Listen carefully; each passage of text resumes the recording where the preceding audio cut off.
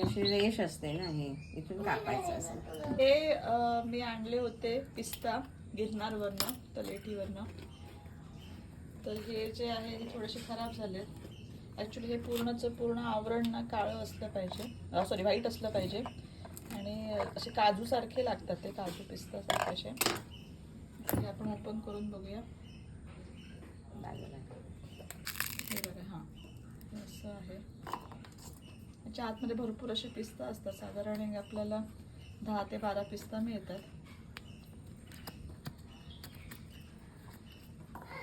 आता हे जे काही खराब निघालेत, काळे पडलेत, खराब झालेत, तर ते आपण असेच रुजत घालणार आहोत.